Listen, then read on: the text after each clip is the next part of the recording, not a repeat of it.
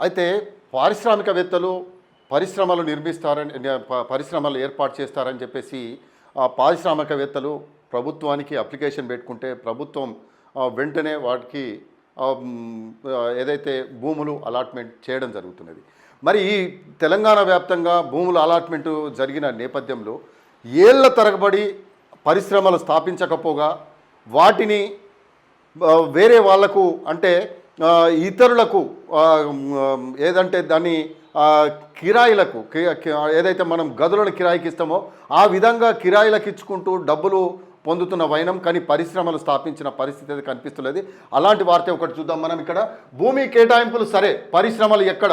ఏళ్ళు గడుస్తున్నా కనిపించని పరిశ్రమలు, ఉపాధి పేరిట పరిశ్రమల ఏర్పాటుకు విలువైన భూముల కేటాయింపు. జిన్నారంలో ఘటన, పరిశ్రమలు రాకపోవడంపై విమర్శలు అంటూ మనం చూస్తున్నాం. పరిశ్రమల ఏర్పాటుతో ఉపాధి అవకాశాలు లభించడంతో పాటు పారిశ్రామిక అభివృద్ధి జరుగుతుందనే లక్ష్యంతో గత ప్రభుత్వం టీజీఐఐసి ద్వారా పరిశ్రమలకు భూములను కేటాయించేలా చర్యలు చేపట్టింది. దీంతో హైదరాబాద్ సమీపంలో రీజనల్ రింగ్ రోడ్డుకు అనువుగా ఉండే గ్రామాలను ఎంచుకొని ప్రభుత్వం అసైన్డ్ భూములను పరిశ్రమలకు కట్టబెట్టింది. పరిశ్రమలకు ప్రభుత్వం విలువైన భూములను అప్పజెప్పి ఏళ్లు గడుస్తున్నా ఇప్పటి వరకు ఏర్పాటు చేసేందుకు ముందుకు రాలేదు.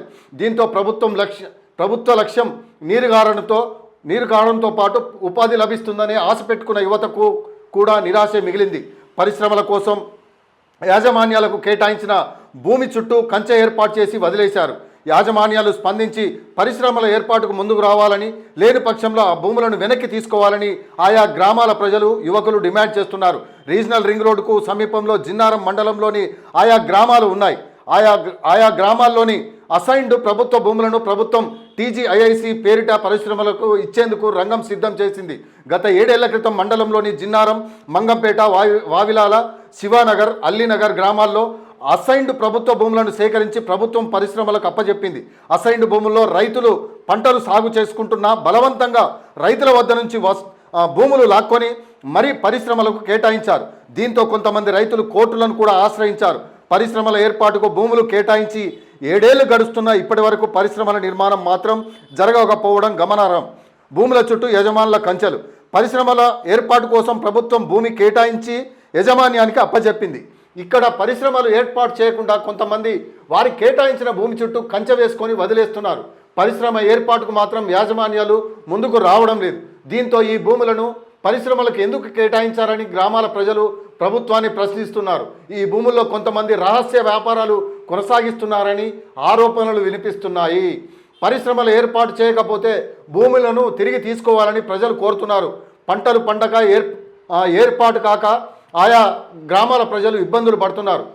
ఇక భూములు కేటాయించిన వివరాలు ఈ విధంగా ఉన్నాయి. శివానగర్ గ్రామంలో 114 సర్వే నంబర్ గల భూమిలో 118 ఎకరాల భూమిని ప్రభుత్వం రైతుల నుంచి కేటాయించింది. ఎల్ఈడి బల్బుల పరిశ్రమల ఏర్పాటుకు ఈ స్థలాన్ని కేటాయించింది. ఈ స్థలంలో టీజీఐఐసి అధికారులు రోడ్లు, ఇతర మౌలిక వస్తువులను కల్పించారు. ఇప్పటి వరకు కేవలం 10 పరిశ్రమలు మాత్రమే ఇక్కడ నెలకొల్పారు. కేటాయించిన 100% భూమిలో పరిశ్రమల నిర్మాణాలు జరగలేదు. ఈ విషయమై స్థానిక అధికారులను చాలాసార్లు ప్రశ్నించారు. వారి నుంచి ఎలాంటి స్పందన కనపడలేదు. అల్లీనగర్ గ్రామంలోని 27వ సర్వే నంబర్లో గల భూమిలో 30 ఎకరాల స్థలాన్ని పరిశ్రమలకు కేటాయించారు. ఈ భూమిలో ఇప్పటి వరకు ఎలాంటి పరిశ్రమల నిర్మాణాలు జరగలేదు. మంగపేట గ్రామంలోని 55 సర్వే నంబర్ గల భూమిలో 22 ఎకరాల భూమిని హెలికాప్టర్ విడిభాగాల తయారీ కోసం కేటాయించారు. ఇప్పటి వరకు ఈ భూమిలో ఎలాంటి నిర్మాణ పనులు చేపట్టలేదు. జిన్నారంలోని సర్వే నంబర్ 1లో 36 ఎకరాల భూమిని పరిశ్రమల ఏర్పాటుకు కేటాయించారు. ఈ భూమి చుట్టూ ఓ పరిశ్రమ యాజమాన్యం రేకులతో కంచె ఏర్పాటు చేసింది. కానీ ఎలాంటి నిర్మాణాలు మాత్రం కొనసాగడం లేదు. వావిలాల గ్రామంలోని 189 సర్వే నంబర్ల గల భూమిలో పరిశ్రమల ఏర్పాటుకు స్థలం కేటాయించిన నిర్మాణం మాత్రం జరగలేదు. అయితే విలువైన భూములు కట్టబెట్టిన వైనం పరిశ్రమల ఏర్పాటుతో గ్రామాల అభివృద్ధి కూడా వేగంగా జరుగుతుందనే ఉద్దేశంతో ప్రభుత్వం ప్రతిష్టాత్మకంగా కాలుష్య రహిత పరిశ్రమలను ఏర్పాటు చేసేందుకు ముందుకు వచ్చింది. దీంతో ఔటర్ రింగ్ రోడ్ సమీపంలోని గ్రామాల్లో గల విలువైన భూములను పరిశ్రమలకు కేటాయించింది. ఇక్కడి భూముల విలువ ఎకరం 5 నుంచి 10 కోట్ల వరకు ఉంటుంది. చిన్న తరహా పరిశ్రమలను ఏర్పాటు చేసేందుకు 5 ఎకరాల భూమి సరిపోతుంది. కానీ కొంతమంది పరిశ్రమల యాజమానులు వారి పలుకుబడిని ఉపయోగించి 10 నుంచి 20 ఎకరాల భూమిని స్వాధీనం చేసుకున్నారు. భూమి తీసుకున్నారు. సరే, ఈ భూమిలో ఇప్పటి వరకు ఎలాంటి పరిశ్రమలు మాత్రం ఏర్పాటు చేయడం లేదు.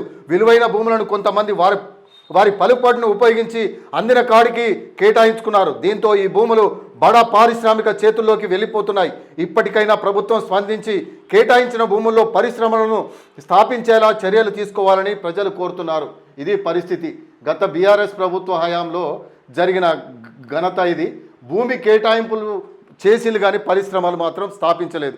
అక్కడ రైతులు సేద్యం చేసుకుంటున్నా కానీ బలవంతంగా లాక్కొని వీళ్ళ కేటాయిస్తే వీళ్ళు మొత్తం కంచెలు వేసుకొని, ఓ ఫోటో ఇక్కడ చుట్టూ ఇనుప కంచె వేసుకున్నారు.